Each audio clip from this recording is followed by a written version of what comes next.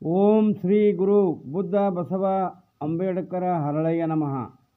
ನಾನು ಮಾದೇವಪ್ಪ ಯಲ್ಲಪ್ಪ ಹೊನ್ನಕಸ್ತೂರಿ, ಪರಮ ಪೂಜ್ಯ ಹವಾಮಲಿನಾಥರ ಭವಿಷ್ಯಲಿಂಗ ಆಶ್ರಮ, ಮನಗೋಳಿ ತಾಲೂಕು, ಬಸವನ ಬಾಗೇವಾಡಿ, ಜಿಲ್ಲಾ ವಿಜಯಪುರ. ಶ್ರವಣ ಮಾಡುತ್ತಿರುವ ಎಲ್ಲ ಸದ್ಭಕ್ತರಿಗೆ ನನ್ನ ಶರಣಾರ್ಥಿಗಳು. ಇಂದು ನಾನು ಭಕ್ತಿ ಎಂಬ ವಿಷಯದ ಮೇಲೆ ಒಂದೆರಡು ವಿಚಾರಗಳನ್ನು ಹಂಚಿಕೊಳ್ಳುತ್ತಾ ಇದ್ದೇನೆ. ಭಕ್ತಿಯು ವಿಶ್ವಗುರು ಅನ್ನಬಸವಣ್ಣನವರು ಸಾರಿದ ಷಟ್ ಸ್ಥಳದಲ್ಲಿ ಅದು ಮೊದಲನೆಯದು. ಭಕ್ತ ಮಹೇಶ, ಪ್ರಸಾದಿ, ಪ್ರಾಣಲಿಂಗ, ಶರಣ, ಐಕ್ಯ, ಈ ಷಟ್ಸ್ಥಳದಲ್ಲಿ ಭಕ್ತ ಸ್ಥಳ ಅದು ಅಗ್ರಗಣ್ಯ. ದೇವನಿದ್ದಾನೆ ಎಂಬುದನ್ನು ಅವನು ಭಕ್ತನಾದವನು ನಂಬಬೇಕು. ಅಂದರೆ ಭಕ್ತನು ತನ್ನ ವಿಚಾರದಲ್ಲಿ, ಆಚಾರದಲ್ಲಿ, ನಡೆ ನುಡಿಯಲ್ಲಿ ಪರಿಶುದ್ಧವಾಗಿ ಇಟ್ಟುಕೊಂಡಾಗ ಮಾತ್ರ ಅವನಲ್ಲಿ ಭಕ್ತಿ ಉಂಟಾಗುತ್ತದೆ. ಭಕ್ತಿ ಎಂದರೆ ಭಕ್ತನು ಗುರುವಿಗೆ, ಲಿಂಗಕ್ಕೆ, ಜಂಗಮಕ್ಕೆ, ಗುರು ಹಿರಿಯರಿಗೆ, ತಂದೆ ತಾಯಿಗಳಿಗೆ, ಸಕಲರಲ್ಲಿಯೂ ಪ್ರೀತಿ, ವಿಶ್ವಾಸ, ಗೌರವವನ್ನು ತಾಳಿ ಆ ಶಿವಲಿಂಗಕ್ಕೆ, ಇಷ್ಟಲಿಂಗಕ್ಕೆ ಕೃತಜ್ಞತೆಯನ್ನು ಸಲ್ಲಿಸುವುದು. ಲಿಂಗವು ಪರಶಿವನ ಪ್ರತೀಕವಾಗಿರುವುದರಿಂದ ಲಿಂಗಕ್ಕೆ ಭಕ್ತಿ ತೋರುವುದೆಂದರೆ ಆ ಪರಶಿವನಿಗೆ ಭಕ್ತಿ ತೋರಿಸಿದಂತೆ. ಶಿವನು ನಮ್ಮನ್ನು ಸೃಷ್ಟಿಸಿ ನಮ್ಮ ಅನುಕೂಲಕ್ಕಾಗಿ ಈ ಜಗತ್ತನ್ನು ಸೃಷ್ಟಿಸುವುದರಿಂದ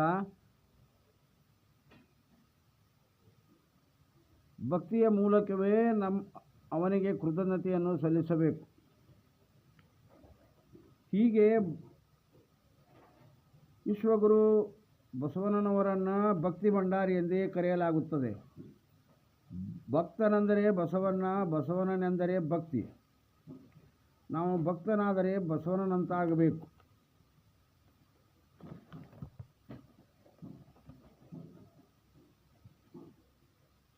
ಇಲ್ಲಿ ಭಕ್ತಿ ಎಂದರೆ ದಾಸಯ್ಯ ಮಾಡಿದ್ದು, ತೊಟ್ಟ ಬಟ್ಟೆಯನ್ನೇ ಶಿವನಿಗೆ ದಾನವಾಗಿ ಕೊಟ್ಟದ್ದು, ಸಿರಿಯಾಳನು ಹೆತ್ತ ಮಗನನ್ನೇ ಉಣಬಡಿಸಿದ್ದು, ಸಿಂಧು ಬಲ್ಲಾಳ ತನ್ನ ವಧುವನ್ನೇ ಶಿವನಿಗೆ ಅರ್ಪಿಸಿದ್ದು.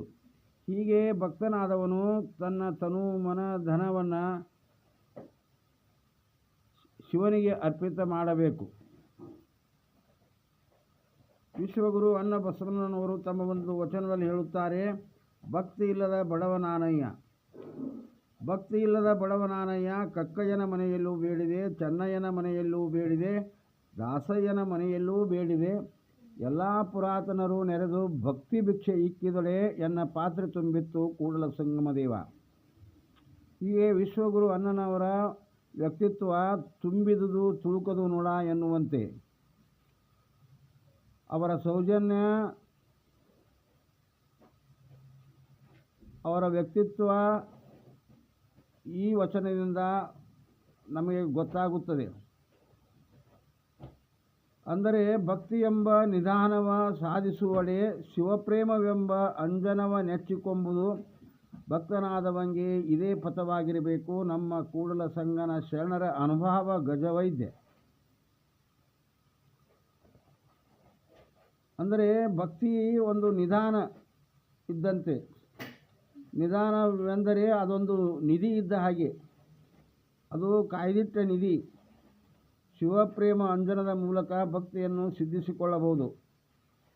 ಭಕ್ತರಾದವರು ಅನುಭವ ಪಥದ ಮೂಲಕವೇ ಶಿವಪಥವನ್ನು ಸಾಧಿಸಬೇಕು.